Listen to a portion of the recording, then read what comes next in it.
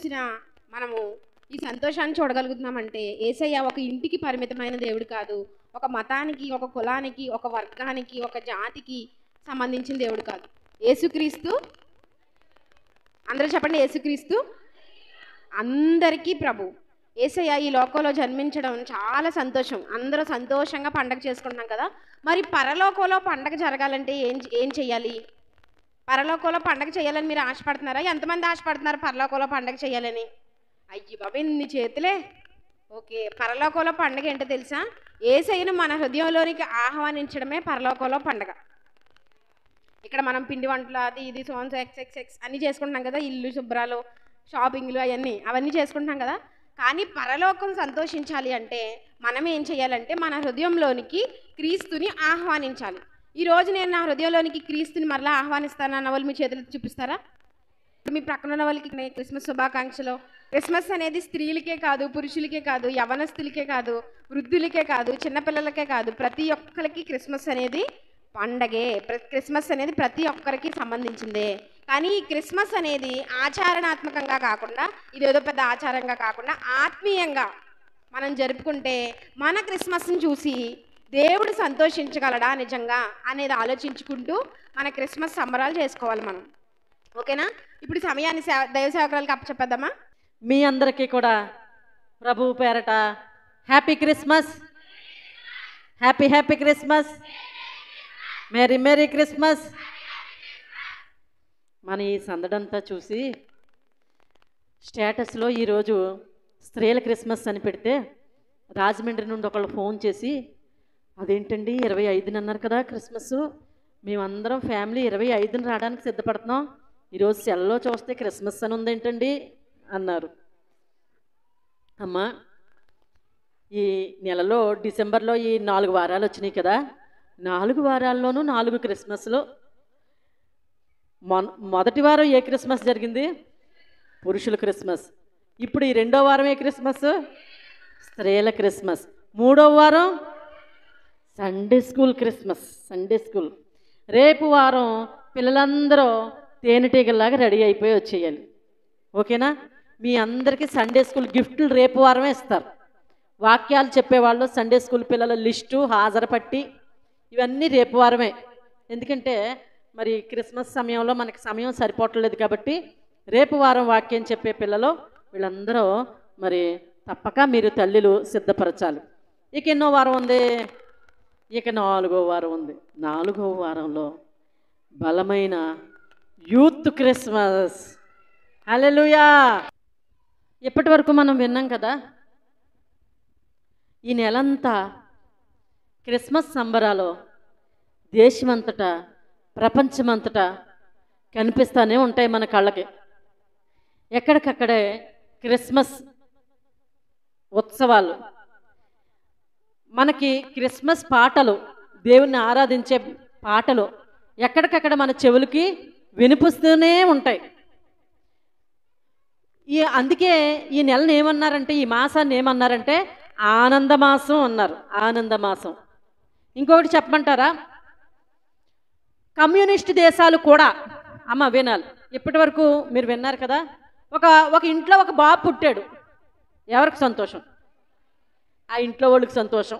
పోనీ గట్టిగా ఇరుగు పొరుగోళ్ళకి సంతోషం, పోనీ గట్టిగా వాళ్ళ చుట్టాలందరికీ సంతోషం కదా, ఇంకా వాళ్ళ వంశానికి అంతటికే సంతోషం. అంతవరకు మాత్రమే.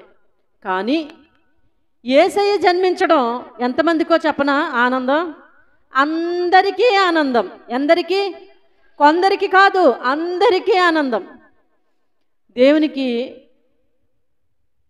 ఈ కమ్యూనిస్ట్ దేశాల్లో కూడా, పాకిస్తాన్, చైనా దేశాల్లో కూడా క్రిస్మస్ని తప్పనిసరిగా జరుపుకుంటారు.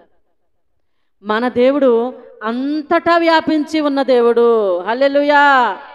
అందరూ చెప్పాలి హల్లెలూయా! అంతటా వ్యాపించి ఉన్న దేవుడిని నీవు నేను ఆరాధిస్తున్నాం. ఒక వీధికి సంబంధించిన దేవుడు కాదు, ఒక ఊరికి సంబంధించిన దేవుడు కాదు. కొన్ని మీకే తెలుసు, కొన్ని పండగలు కొన్ని చోట్లే జరుగుతాయి, మరికొన్ని చోట్ల అసలు ఆ పండగల పేర్లే తెలియదు వాళ్ళకి. కానీ ఈ క్రిస్మస్ పండుగ దేశమంతటా, ప్రపంచమంతటా వ్యాపించి ఉన్న పండుగగా మనం చూస్తున్నాం. ఏంటి అసలు ఇంతకీ ఈ పండుగ యొక్క విశేషం ఏంటి? ఈ పండుగ యొక్క విశేషం ఏంటి? క్రిస్మస్ అంటే ఇందాక పిల్లలు చెప్పారు కదా, క్రీస్తుని ఆరాధించడం, క్రీస్తుని ఆరాధించడం అంట. ఏంటి అసలు, ఎందుకు, ఏం జరిగింది, ఎందుకు ఆరాధించాలి? చూడండి, పరలోక సైన్య సమూహాన్ని, బంగారు వీధులను, కోటాను కోట్ల దేవదూతలను, 24 పెద్దలు, 4 జీవులు, వీటన్నిటినీ ప్రభు విడిచిపెట్టేసి ఆ మహాలోకాన్ని, మహామహిమను విడిచిపెట్టి మట్టి లోకం, మట్టి మనుషులు, మానవ తలంపులు ఉద్దేశాలు కలిగిన మనతో ఉండడానికి, మనలో నివసించడానికి అక్కడ ఉండకుండా ఈ లోకానికి దిగి వచ్చేసాడు. హల్లెలూయా, హల్లెలూయా. ఎంత మంచి దేవుడో చూడండి. చూడండి, నిజానికి ఒక కలెక్టర్ గారు ఉన్నారు. కలెక్టర్ గారి ఉద్యోగం పెద్దదా చిన్నదా? చాలా పెద్దది. ఆయన ఉద్యోగం చేస్తూ ఉండగా కొన్ని సంవత్సరాలకి, సార్ మీరు ఇక్కడ కాదండి మీ ఉద్యోగం, వీధులు తుడుస్తుంటారు కదా, స్లీపర్స్ అని అంటారు, అక్కడండి మీరు ఇంకా ఆ ఉద్యోగం చేయాలండి అంటే కలెక్టర్ గారు ఒప్పుకుంటారా? ఒప్పుకోరా? ఒప్పుకోరు అసలు. No no no no no. ఏంటి అసలు, నా స్టేటస్ ఏంటి, నా చదువు ఏంటి, నేనా ఆ ఉద్యోగం చేయడం, ఆ వీధులు ఊడ్చే ఉద్యోగం చేయడం అని ఒప్పుకుంటారా? ఒప్పుకోరు. పరలోకపు దేవుడు, మహామహిమతో నిండిన దేవుడు మట్టి మనుషులమైన మనతో ఉండడానికి, మన గుప్పెడంత గుండెలో నివసించడానికి పరలోకాన్ని విడిచి ఈ లోకానికి దిగి వచ్చిన దేవాది దేవుడు. క్రిస్మస్ అంటే అదే ఆరాధన. చూడండి, ఇలాంటి గొప్ప దేవుణ్ణి మనం కలిగి ఉన్నాం. ఆయన తన కోసం చూసుకోలేదు, తన కోసం చూడకుండా మన కోసం ఆయన తన ప్రాణాన్ని అప్పగించినట్లుగా మనం చూస్తున్నాం. నేరుగా వాక్యంలోనికి వెళ్ళిపోదాం. 1 తిమోతికి రాసిన పత్రిక 1వ అధ్యాయం 15వ వచనం.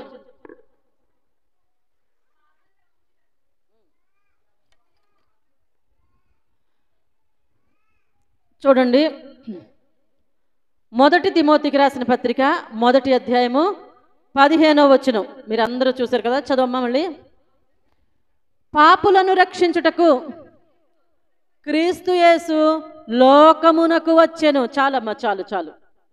ఆయన వచ్చిన ఉద్దేశం దేనికట? పాపులను రక్షించడానికి. ఆయన డబ్బు వెనకేసుకోవడానికో, హోదా సంపాదించుకోవడానికో, పేరు ప్రఖ్యాతలు సంపాదించుకోవడానికో ఆ లోకాన్ని విడిచి ఈ లోకానికి రాలేదండో. ఆయన వచ్చిన ఉద్దేశం ఏంటి అంటే పాపులను రక్షించడానికి. ఈ పాపులను రక్షించడానికి చాలామంది అనుకుంటారు, ఈ దేవుడు మనకు సంబంధించిన దేవుడు కాదు, ఈ దేవుడు మన కులానికి సంబంధించిన దేవుడు కాదు, కులానికో వీధికో ఊరికో ఈ దేవుడే మాత్రం పరిమితం కాదు. ఈ దేవుడు ఏ భేదము లేదట. అందరూ పాపం చేసి దేవుడు అనుగ్రహించే మహిమను పొందలేకపోతున్నారు. ఇలాంటి పాపులను రక్షించడం కోసం యేసుక్రీస్తు ఈ లోకానికి వచ్చారు. నీవు నేను పాపమే. ఒక కులంలో పాపులుండి మరొక కులంలో పరిశుద్ధులు ఉండరు. అన్ని కులాలలోనూ, అన్ని గ్రామాలలోనూ, లోకంలో మరి తల్లి గర్భాన పుట్టిన ప్రతి ఒక్కరిలోనూ కూడా పాపం ఏలుబడి చేస్తుంది.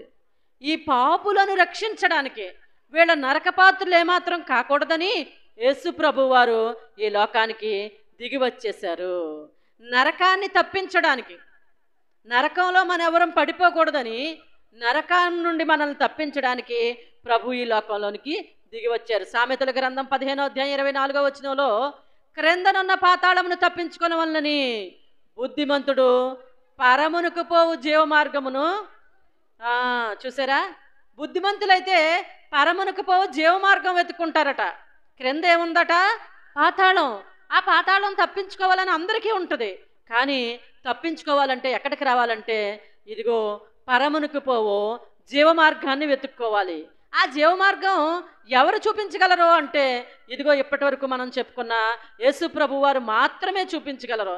చాలామంది మరి నేను నా ఉద్యోగానికి సంబంధించిన దేవుడు కాదు, నా యొక్క వ్యాపారానికి సంబంధించిన దేవుడు కాదు, నా కులానికి సంబంధించిన దేవుడు కాదు అని చాలామంది, కొంతమంది కవరింగ్లు చేసుకుంటూ ఉంటారు.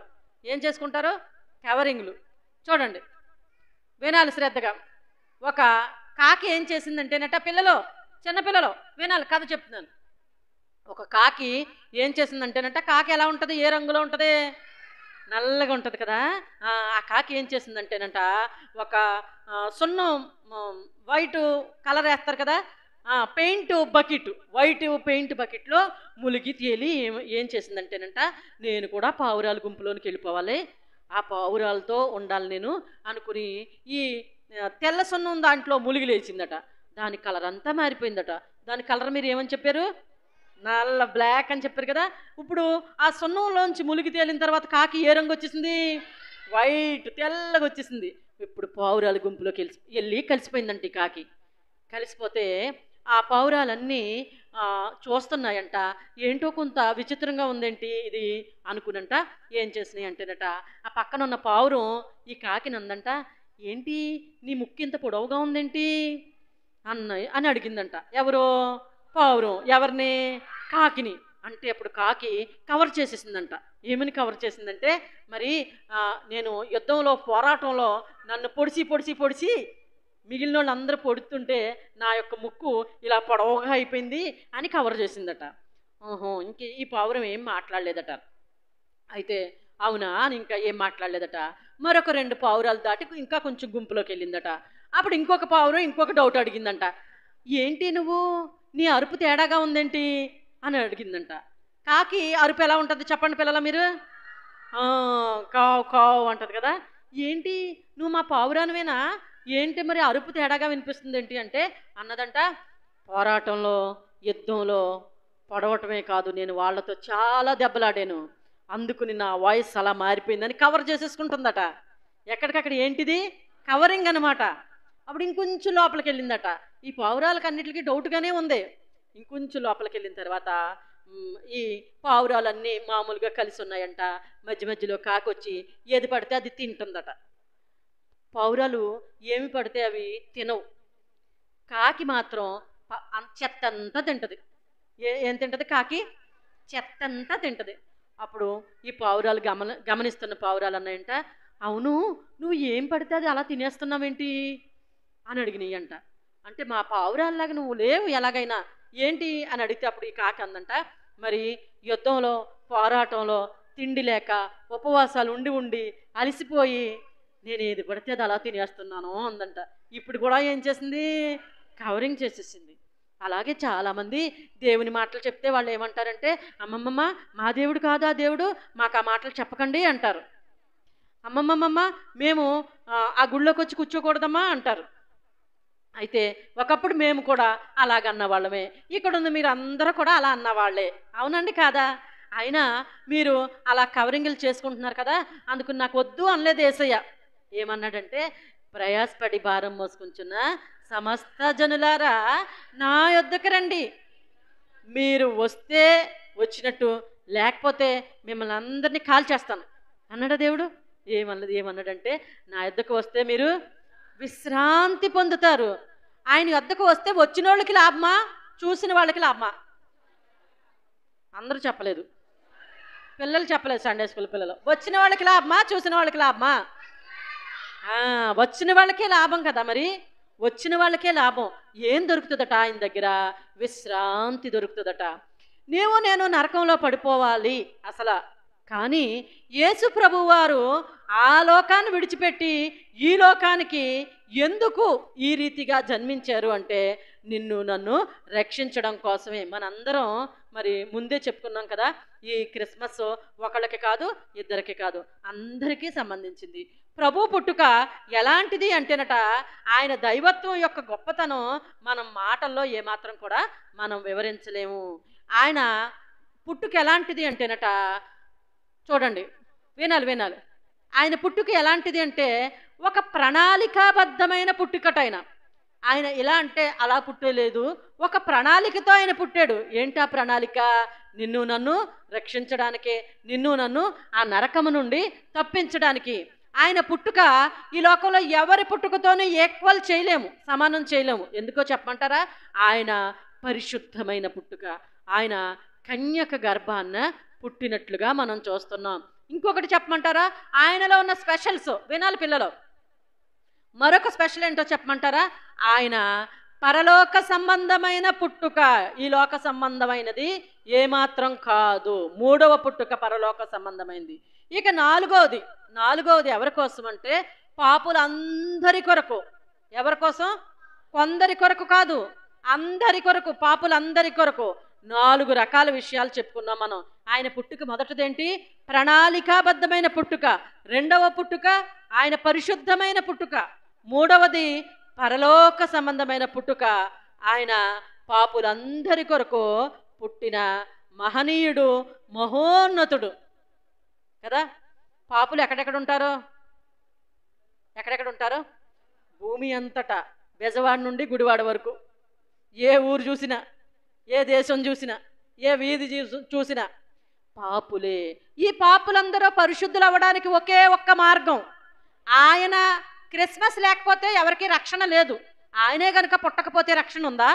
లేదు. అసలు ఆయన పుట్టలేదు, మనకి రక్షణ ఎలా వస్తుంది? మనం నరకం నుంచి ఎలా తప్పించుకోగలం? తప్పించుకోలేము కదా. ఇలాంటి గొప్ప దేవుణ్ణి ఆరాధించడం ధన్యత అంటారా? కాదా? ధన్యత కాదా? కాబట్టి గొప్ప దేవుని పిల్లలుగా మనం ప్రభువుని ఆరాధించడం ఎంతైనా సంతోషం. ఇది ఇందాక ఒక మాట పిల్లలు చెప్పారు, ఏంటంటే ఈ లోకం సంతోషించేది ఈ క్రిస్మస్ సందర్భం. మారు మనసు పొందు ఒక్క పాప విషయం, పరలోకంలో సంతోషం. పరలోకంలో సంతోషం మరి ఎవరికి కావాలి? ఎవరు చేయాలనుకుంటున్నారంటే మరి అందరూ చేతులు ఎత్తారు. మరి చేతులు ఎత్తిన వాళ్ళు మీ పక్కన ఎవరో అన్యులు లేరే? అర్థమైందా? మారు మనసు పొందు ఒక్క పాపి విషయం అట పరలోకం ఎక్కువ సంతోషిస్తుందట. ఇక్కడ బాప్తిసం పొందని వాళ్ళు ఎవరో చేతులు ఎత్తండి దయచేసి. బాప్తిసం పొందని వాళ్ళు కొంచెం మీ చేతులు పైకి ఎత్తండి. మరి 3 4 1 ఓకే, సంతోషం. స్త్రీలలో ఓకే. చూడండి, ఆ మహాదేవుడు ఇంత గొప్ప త్యాగాన్ని, ఇంత గొప్ప చూడండి, వినాలి అమ్మా. ఎవరైనా మనకి ఏదైనా చిన్న సహాయం చేస్తేనే నీ మేలు నేను జీవితంలో మర్చిపోలేను, నీ రుణం నేను తీర్చుకోలేను అని పెద్ద పెద్ద మాటలు మాట్లాడతాం కదా. మన కోసం అండి ఆయన ప్రాణం అంతా ధారపోసాడండి. ఆయన రక్తం అంతా కార్చాడు. పరలోకం నుండి ఈ లోకానికి వచ్చేసాడు. నాకు అదొద్దు, నువ్వే కావాలి. ఈ మట్టిలోకమా, ఈ మట్టి మనుషులా?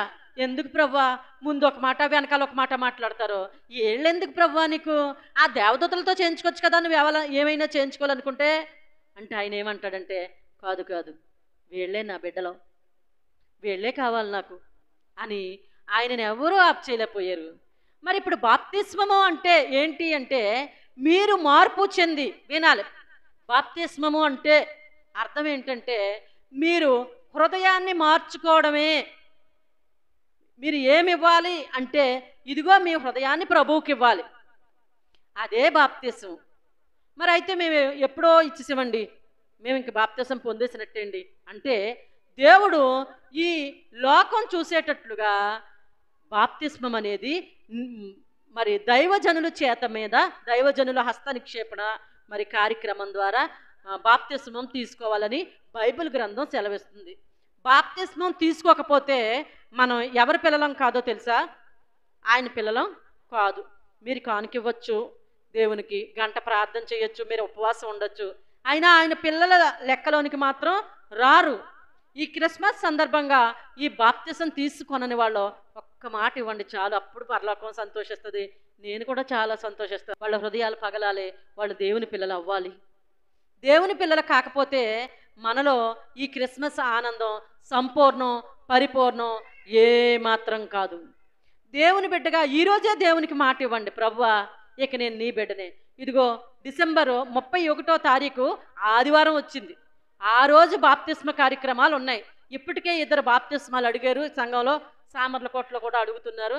ఆ రోజు ఆదివారం ఉదయం మాత్రం బాప్తిస్మాలు ఉంటాయి. బాప్తిస్మ కార్యక్రమానికి సిద్ధపడేవాళ్ళు ఈరోజు అయిపోయిన తర్వాత నాకు పేరు ఇవ్వండి. అప్పుడు మీరు మీ క్రిస్మస్కి పరలోకం సంతోషిస్తుంది, సేవకులుగా మేము కూడా సంతోషిస్తాం.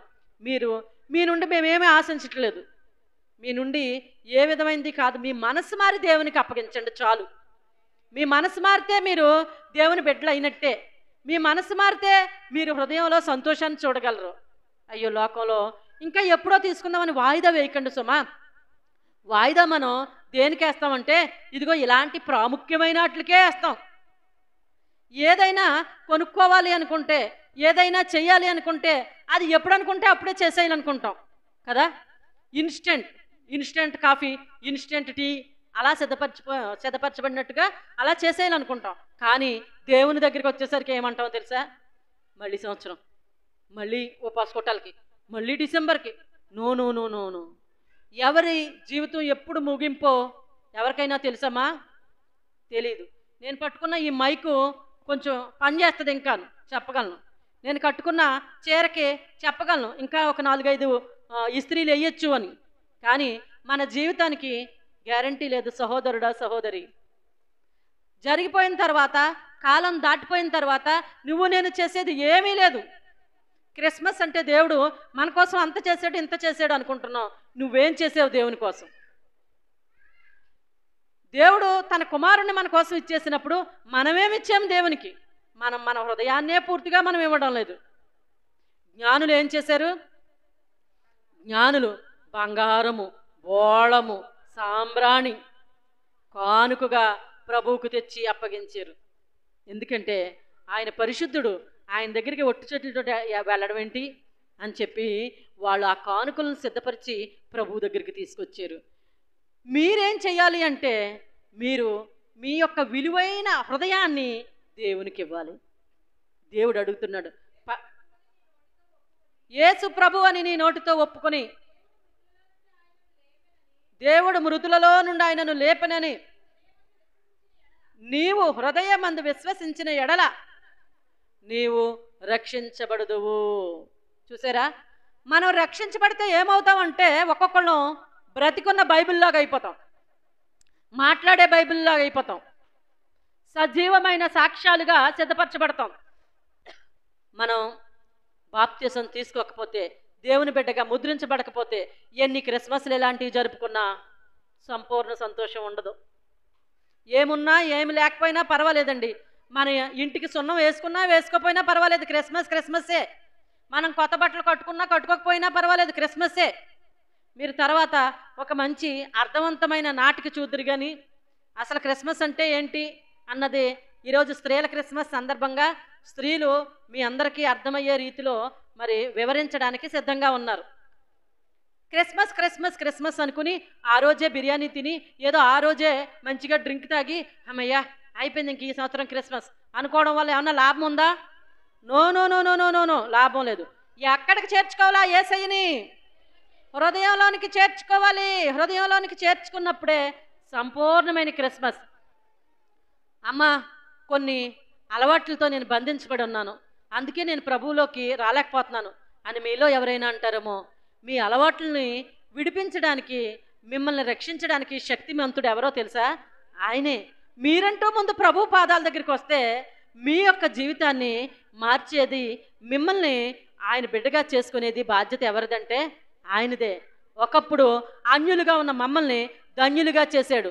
వినాలి, అన్యులుగా ఉన్న మమ్మల్ని దేవుడు ఏం చేశాడు? ధన్యులుగా చేశాడు. ఎందుకో చెప్పమంటారా? ప్రభువుని మా హృదయంలో చేర్చుకున్నందుకే.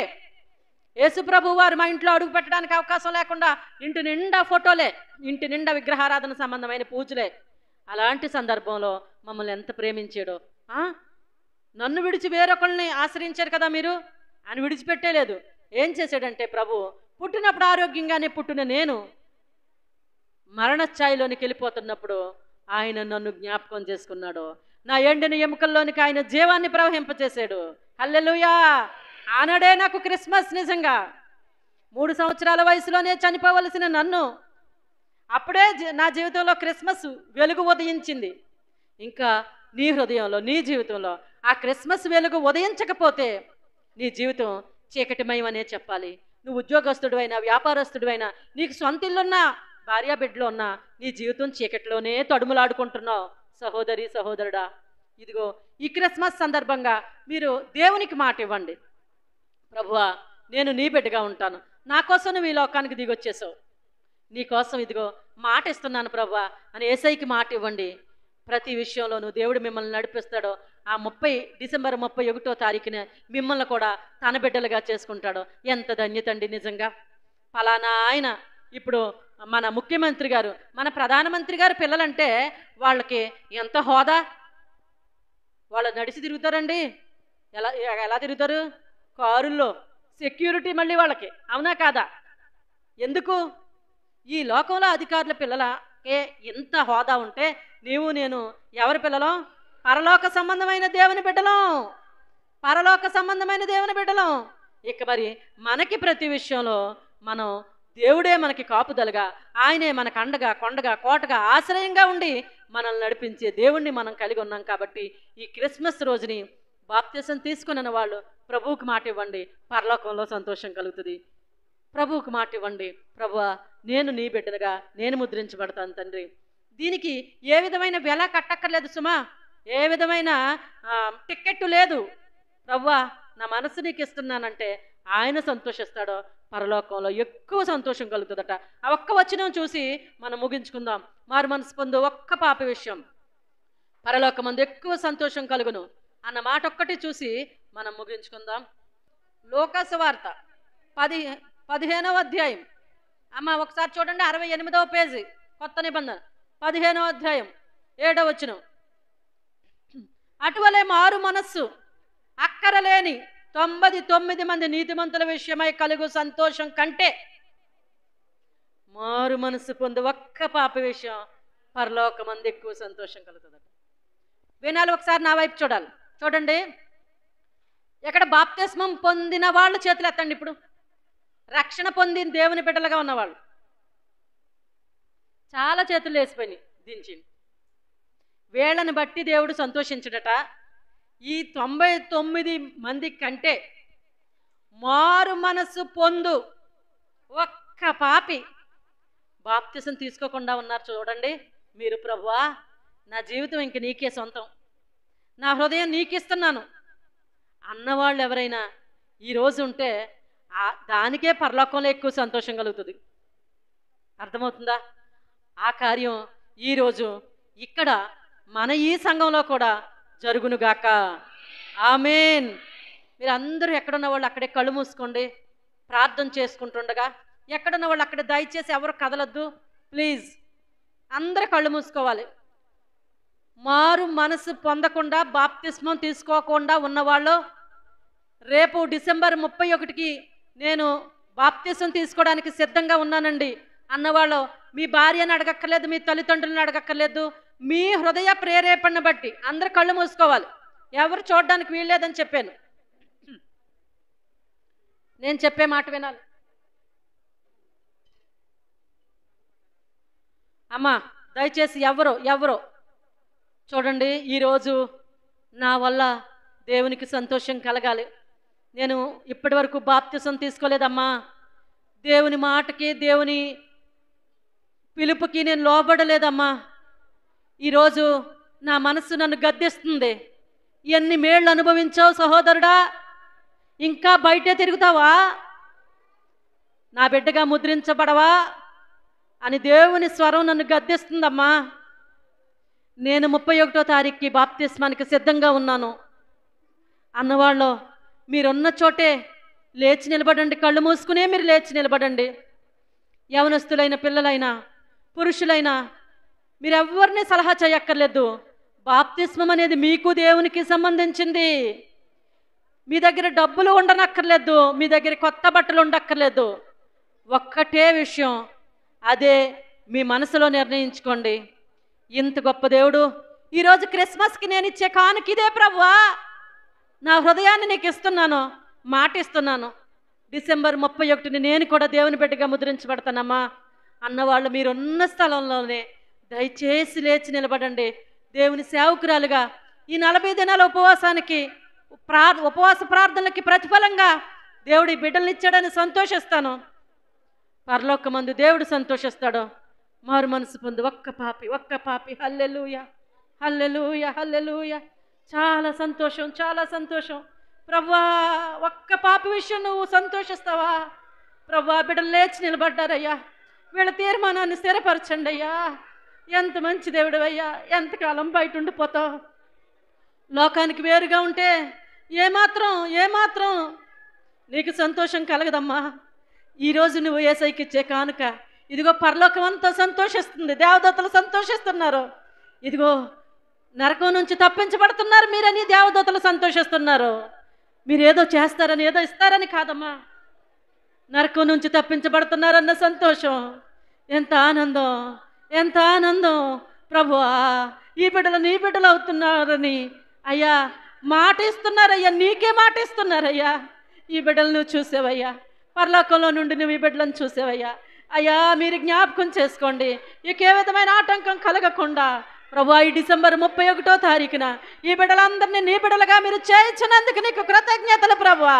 హల్లెలూయా, హల్లెలూయా, హల్లెలూయా.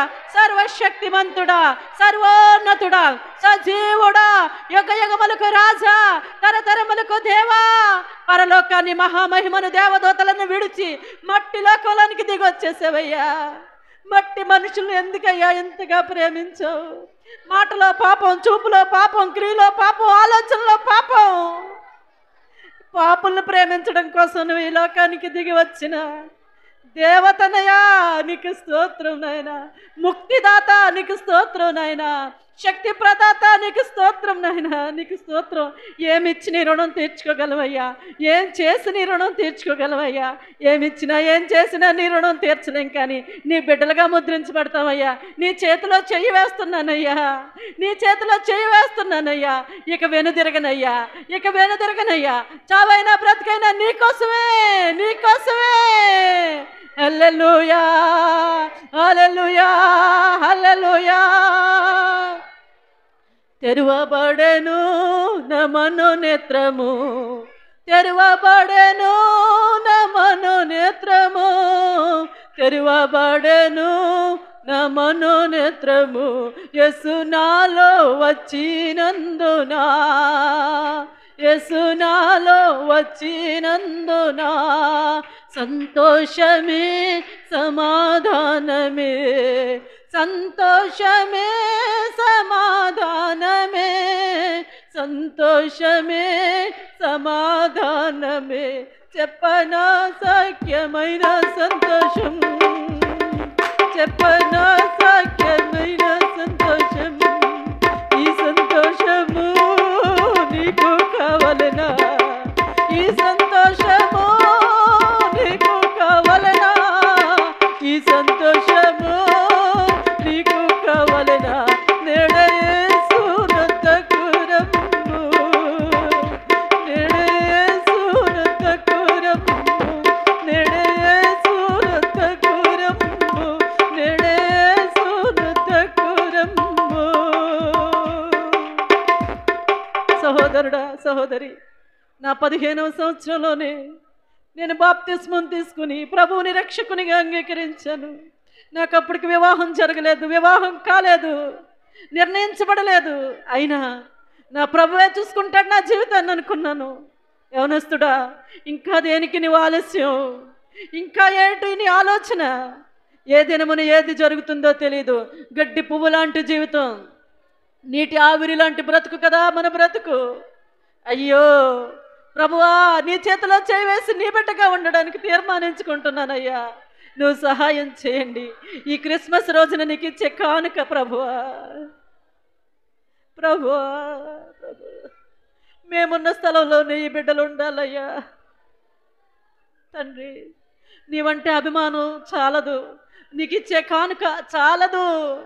నువ్వు అడిగేది విలువైంది హృదయం, హృదయం ప్రభువా. ఆ విలువైన హృదయంలోనికి నీవు అడుగు పెట్టండి. నిలబడిన బిడ్డలందరినీ మీరు ఆశీర్వదించండి. ఈ 2 వారాలు కూడా తమను తాము పరిశుద్ధపరుచుకొని నీ బిడ్డలుగా ఉండడానికి సహాయం చేయండి అయ్యా. నీవిచ్చే ఈ శ్రేష్టమైన, నీవిచ్చే ఈ యొక్క అద్భుతమైన ఆశీర్వాదముకై నీకు కృతజ్ఞతాస్తుతులు చెల్లించుకుంటున్నానయ్యా. నిలబడిన బిడ్డలను బట్టి అయ్యా, అయ్యా నిదాసరలైన నాకు ఆనందం, నా తండ్రివైన నీకు ఆనందం. ప్రభువా, కృప చూపించండి. ఈ కొద్ది మాటలు అందరి హృదయాల్లో ఫలింపచేయండి.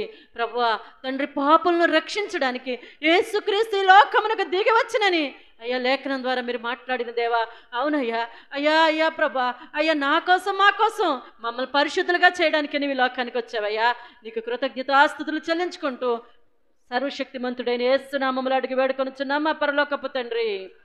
ఆమేన్. కూర్చోండమ్మా, ఎక్కడున్న వాళ్ళు అక్కడే కూర్చోండి. చాలా సంతోషం. దేవునికి మనం ఇచ్చే కానుక మన హృదయం అని మీకు తెలియచేయడం జరిగింది.